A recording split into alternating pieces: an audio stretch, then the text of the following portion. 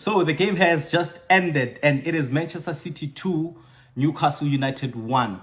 I can't believe the game ended 2-1. You know, it looked like it was going to be a 2-2. That is exactly what Newcastle has been trying to do the whole of second half. But Manchester City obviously didn't come to the party in the second half. But in the same vein, they made sure that they defended very, very, very well. Because you look at all the chances that Newcastle could have, made use of, all the chances that they tried to create. None of them resulted into any of any of the goals. It was very unfortunate for Newcastle's point of view. Of course, they wanted at least a draw, because they saw that they were the ones that were putting in more of the work in the second half. But if there's one thing that we have learned about this Manchester City side, it is that yes, they know how to play good football. They know how to play beautiful football, one that is good for the eye. But once it gets tough, they will put up a fight. We saw it. We saw Erling Haaland, of course, as a striker, leading, going back into his half and helping the defenders defend, especially when there were set pieces, when there were corners. You know how tall and big these Newcastle players are, but he would always come back to help because of his stature too. He's as big as them, he's as tall as them. So once he puts himself there at the back, he gives his players and himself obviously the edge to try to fight off whatever danger comes their side. And at the end of the day, they managed to protect the lead that they got in the first half through O'Reilly goals. His first brace for Manchester City. What an amazing player he's proving to be. Very important for them. In fact, you look at the goals that he scored. Amazing goals. Amazing goals. At first, that was an amazing goal as well. But City obviously go on to concede again, which is something that you're not expecting. But they do concede through, one of the fullbacks at Newcastle Hall. And it comes off, of course, from a Manchester City defender, and it ricochets inside the back of the net. And that is something that Donnarumma couldn't really do much about. And I think, of course, it was because he didn't expect it to go there. But once it shifted direction, he couldn't really get there on time. So it went in, and that's 1-1. You're thinking maybe Newcastle might have something here. But, of course, it comes back again, and it is, of course, O'Reilly who gets the goal again. And City are 2-1. They owned that first half, and probably you're thinking now that there's only one goal, that they're only one goal ahead of Newcastle, you're thinking they'll probably try to get the third goal, And from Newcastle's perspective as well, it is that, okay, we are one goal down. Let's try to just get a goal and we can take it from there. But Manchester City made it really, really, really difficult. They were very stubborn. They were resistant until the very last whistle that was blown. But for Newcastle's point of view, man, they should be really disappointed in themselves. They could have gotten something out of this game. But it is what it is. Manchester City get the 3 points. And now they are 2 points behind Arsenal. 2 points behind Arsenal. Arsenal, obviously, when I'm sure they would have definitely watched this game. They would have definitely, watched this game to see how everything goes. And of course, from how it looks now, Manchester City is just 2 points behind. Arsenal will be playing again tomorrow. The London derby against Spurs, whom obviously have just appointed, a new interim manager who will be here until the end of the season, and you really can't say much about this game tomorrow night because, he's a new manager, and you know how it is with new managers. When they come, they're like a breath of fresh air. They bring new ideas, and it might really land well. And once they do that, then it might just become very difficult for Arsenal. If they get a draw tomorrow, remember that after that draw, then there would be one game ahead of Manchester City. That would mean that the next game that Manchester City plays, if they win it, then they're level on points with Arsenal. This is tough. And right now, it's so tough that Arsenal can't really say that we'll look forward to going to the Etihad. It's difficult. You by the time Arsenal goes to the Etihad, City might probably be 4 or 6 points ahead of Arsenal. They're supposed to be panicking right now. They are supposed to be panicking. And it should be even worse for the fact that they had all the chances in the world. They led. They had all the points in the world, and they were just... I don't know what is truly wrong with this Arsenal side. I don't know if it's mental, because, how do you lead for this long? All along, it looks like they were just holding the first position for Manchester City, and obviously, I looked at Aston Villa too. Today they were playing against Leeds at home. you'd think at least they would get all the 3 points. But unfortunately for them, they got a draw, and they were lucky because it could have been, a loss. If they hadn't gotten that goal through Tammy Abraham in the 88th minute, then they could have actually lost it. And from what I see now, I don't think Villa would even make it, in the top 4, because their results are more or less very consistent and negatively consistent. Yes, they get wins every now and then, but that's every now and then. Most of the time, it's either it's draws or it's losses. And they're getting these draws and losses where they're supposed to be winning them, because it's at their own backyard, at the Villa Park. That is a slaughterhouse. Most teams don't get points there. But for whatever reason, right now it looks like the wheels are coming off, and they're coming off at the wrong time. Same thing can be said about this Arsenal side. And one of the stats that was spoken about today was that with the last 12 games, right, with the last 12 games for the season to end, Manchester City have accrued more points, than Arsenal. Arsenal with the last 12 games of the season, for the past 4 seasons at least, the amount of points that they've managed to accrue are way less than that of Manchester City. So already it shows where this thing is going.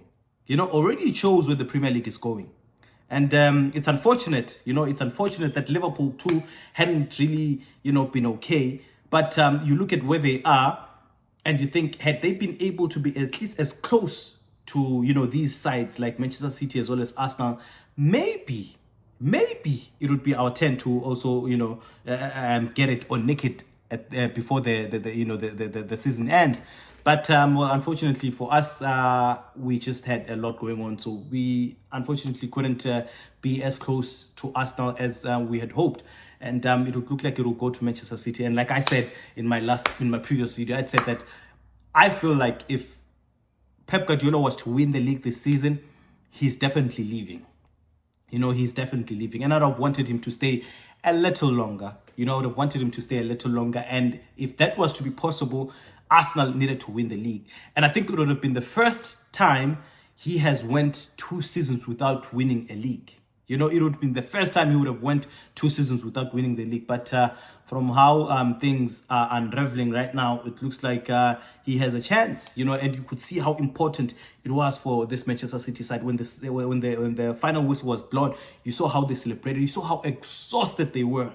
That shows how important it is for them. That shows how much they see, how much they believe that they can have something here.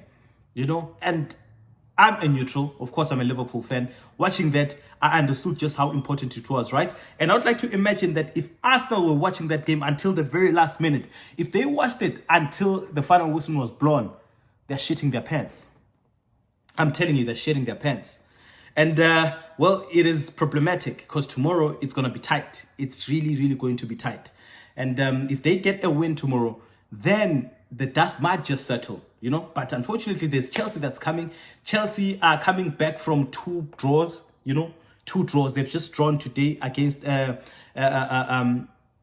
were they playing against? Was it Wolves? Okay, let me confirm that. A very interesting game that was. A very interesting game because it was Burnley. This is a very difficult game, actually. In that Chelsea were not really playing, good football. So they were playing bad. Chelsea were bad today, right? They were very bad. But luckily for them, right, it was that they had managed to score a goal, which was earlier on, right, in the 4th minute. They had managed to score a goal in the 4th minute through a Joao Pedro, tap in from a Pedro Neto pass, right? So from that goal, now what we see is they have a lead, right? They have a lead, a very good lead, but unfortunately, one of their players gets a red card for Fana, right? He gets a second yellow. That yellow obviously results into it being a red card, so he comes out, and that was in the 34th minute. Yeah, I think it was in the 72nd minute. So his first yellow card came in the 34th minute, and the second one came in the 72nd minute. With those 2 yellow cards, that means he goes off, right? Now, when that happens, Rafinha, now what he does is obviously he takes out Cole Palmer to bring in defenders. And unfortunately for him, because he's trying to do what, let me protect this lead. I can't really score a second goal anymore. And that's what they've been trying to get the entire time. They had good chances, but Cole Palmer's, couldn't hold the ball properly. So sometimes he'll try to trap it, but it'll, go far from him, or it'll put him at a disadvantaged a situation. And they couldn't really make use of the chances they created. That said, they're still one down, and with one goal, Burnley, obviously, they can see that if they get something here, they could cause an upset. Now, Christmas comes early. Fofana gets a second yellow. He goes out marching because of getting 2 yellows. That results in a red card. After that, obviously, Rosinya, he has no chance whatsoever now. What he thinks to do is, let me just try to protect the lead. So what he does is that now he turns to bring in defenders, right? And when he brings in defenders, that's where the problem lies now, because they can't do anything with the ball. They can't beat a man. They can't try to come out of their shell or out of their box and try to attack, because he has only defenders. So that would mean that whatever thing he does is they try to pass the ball outside. They try to pass the ball outside. They create unnecessary fouls. Now, that's where the problem lies, because now Burnley has James Ward-Prowse. We know he is a free kick merchant. We saw how he was whipping them in. They could have actually went on to score a goal there. They could have actually went on to score a goal there. But of course, it was said to be, offside as well. And unfortunately, he manages to nick in a goal in the 93rd minute. And it is too late, because it was only 6 minutes that were added for extra time. And he manages to get a goal in the 93rd minute. And just like that, Chelsea have drawn their game. That means now with that draw, they're out.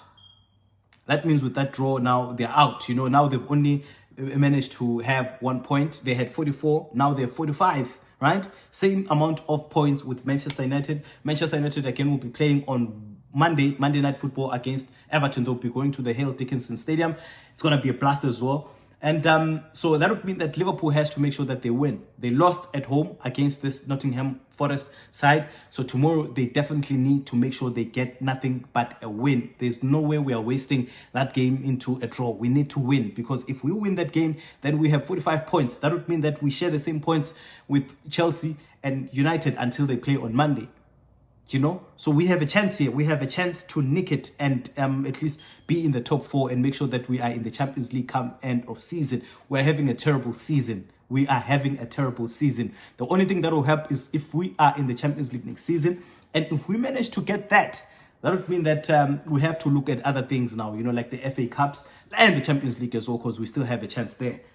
So it is what it is, man. What magnificent games we have watched today. Manchester City have actually won, so they got their 3 points at home against Newcastle. Now they sit 56 points, 2 points behind Arsenal, whom will be playing tomorrow against Tottenham at the London, at the Tottenham Hotspur Stadium, which will be a London derby.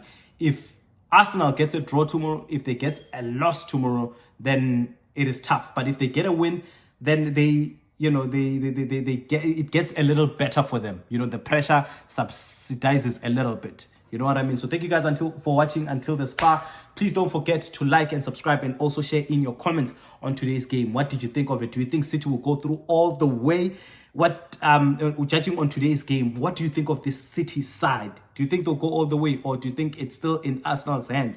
From what I see, I think City has it on lock. Thank you guys for watching. Bye-bye.